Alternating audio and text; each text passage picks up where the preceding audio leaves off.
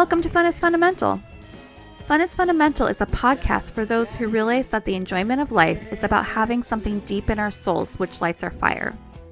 It's for those who maybe have lost that fire and feel like they are missing out on the pleasures of life. In each episode, I will share recent fun activities and focus on why having fun is essential for good health. I'm your host, Alenia, and I invite you to take this journey with me and join the pleasure-seeking movement. Hi. Today's episode is going to be a little different.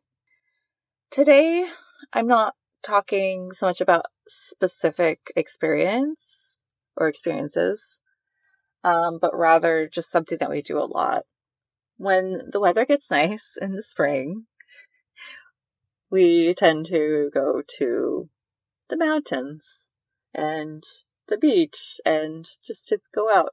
And I'm sure a lot of other people do this. We go camping, we take day trips, we just go out and enjoy the weather. This weekend, we went to a river and we hung out next to it. We built a little shelter so that we weren't just baking in the heat because it's rocky right there. And then we waded out into it a little bit, walked through the rocky bed. But we do these kind of things a lot, so I'm not necessarily talking about just one experience. I'm talking about getting out into nature and the healing effects of nature, which we as humans are of the earth, and we evolved being completely connected to the earth and depending on the earth. I mean, we still do, but we've kind of distanced ourselves from it. But it's really there's a lot of emerging research that is saying that it's really important for us to reconnect with the earth, even if we're living in really modern lives.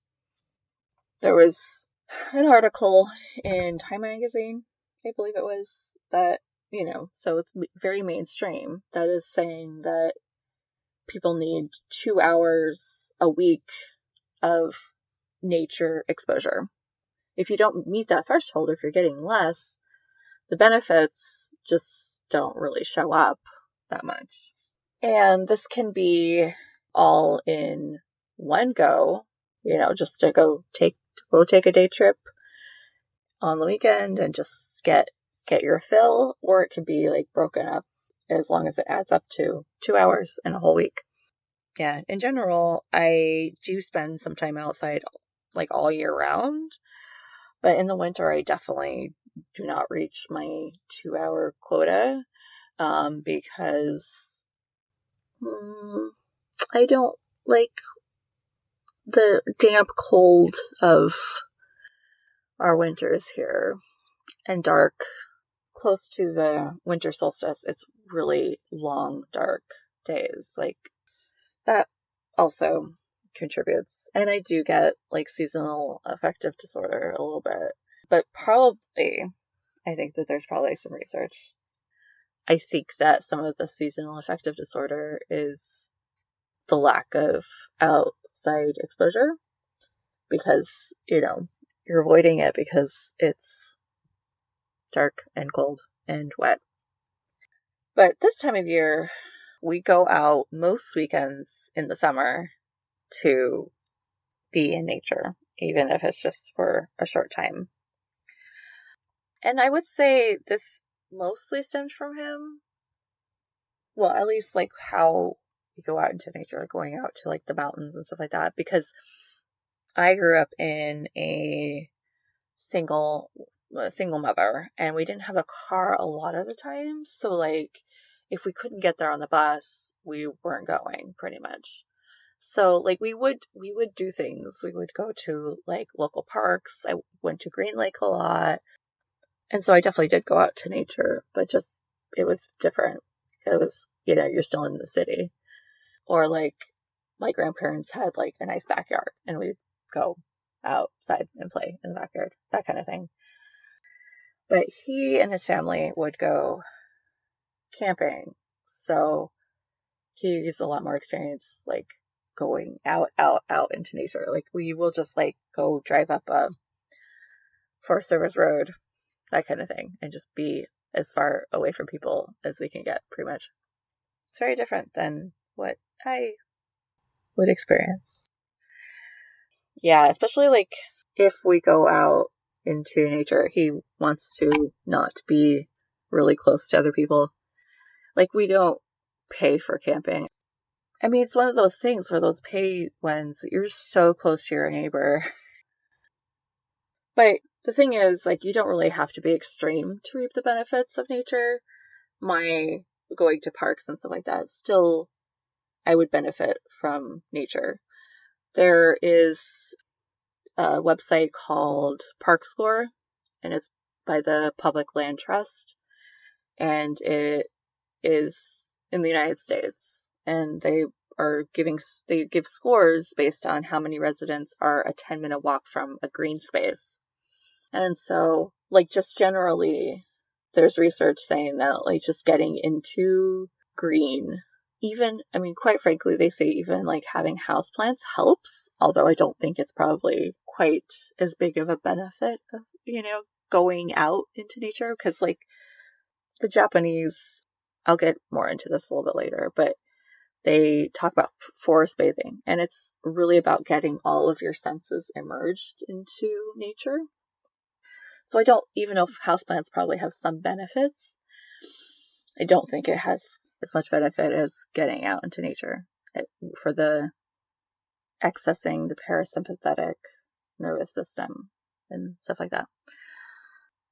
But there's also things to look at about, like, equity. So I think that's partly why the park score is important, because it wants to make sure that everyone has access to green spaces, because there is so much research that is saying that it is really important to our mental and physical health. So I guess I'll get more into some of the research. Forest bathing is, in Japan, it's Shinrin-yoku, but we have dubbed it forest bathing. The term was coined in 1982 by the Japanese government, so they were way ahead of things. Japan has so many amazing ideas and ways of looking at things and thinking of things, so it's really not a big surprise that this came out of Japanese culture, or that they prioritized it. One of the things is that they believe that nature is full of spirits, that, like, a tree has a spirit and things like that. And so, like, they think that if you cut down these trees, that you'll be cursed. And so, like, even though Japan has one of the highest population densities in the world, it's also has one of the most densely forested. Like, if you look at Japan and compare it to other countries, it's so green, with, like, except for these pockets of, like, high population density, like Tokyo. Like, Tokyo is like this big area it's kind of beige, but, like, so much of Japan is just green. So some of the things that happen when you spend a prolonged time in nature, they measure your saliva cortisol, heart rate, blood pressure, pulse rate, and heart rate variability.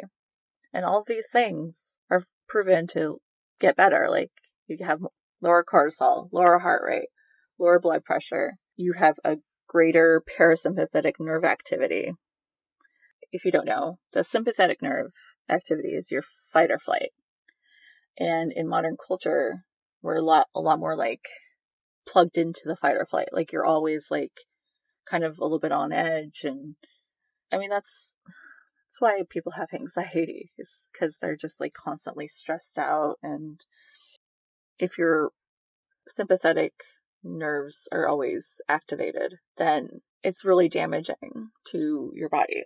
That's the thing. You're supposed to be, in ancient times, we're supposed to, like, tap into that for our survival, and then go into the parasympathetic and be able to completely calm down.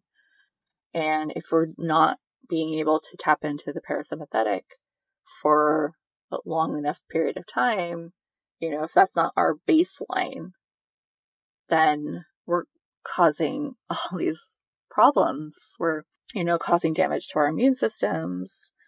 We're causing heart problems. We're causing hormone problems. Like, I would say so much of our modern diseases are, obviously from our diet, but also from probably number two is from our stress, our constant stress, which is it's not normal. It's not healthy. It's not normal. We need to do things that get us into the parasympathetic more often. So yeah, being out in nature improves your immune function. It helps with depression, anxiety, mental relaxation, and it also increases gratitude and feelings of selflessness. I definitely know when I get out there, the calming of my brain.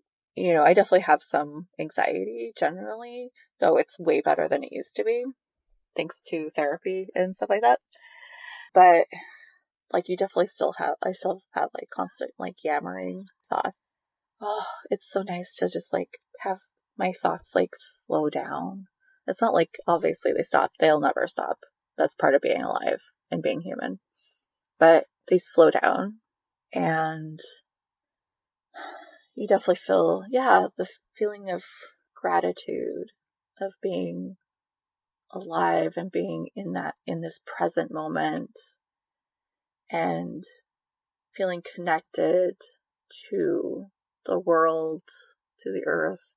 Those feelings of like awe that you get, and you just feel so lucky to experience these little things, like to see the wind through the trees, to breathe in, like the sea air when you go to the beach.